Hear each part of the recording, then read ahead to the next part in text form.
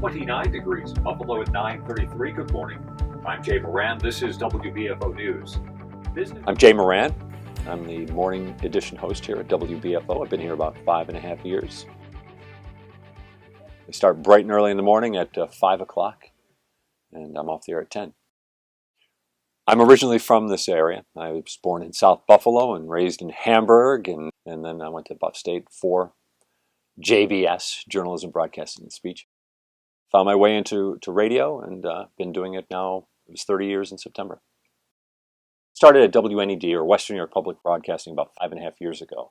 And I started as the morning man on what was then WNED AM 970. And then, of course, about maybe a year and a half ago now, WBFO and WNED, they merged. And now I'm with WBFO.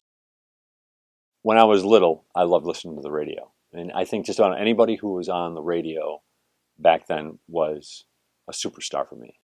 There's a story, and actually I have some friends of mine from grammar school who kind of remember this.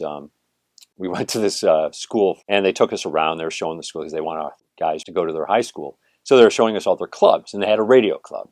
And they brought us in, and the guy who was kind of the moderator said, "Oh, we need someone to be our disc jockey for just a couple minutes here."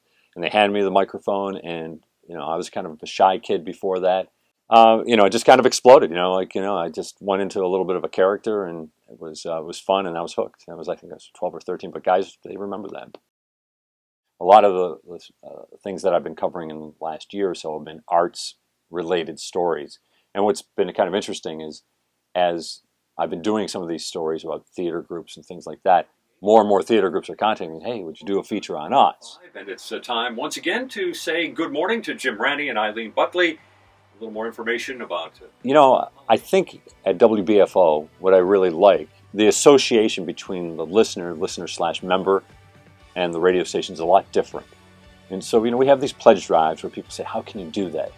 But I always find it as, it's kind of a neat connection, because when that phone rings, you find that somebody out there believes in what we do, and that's pretty cool. And it's a lot different than what goes on in commercial radio. It feels like we're doing something special here, special enough for people to pick up the phone and make a pledge to support the station.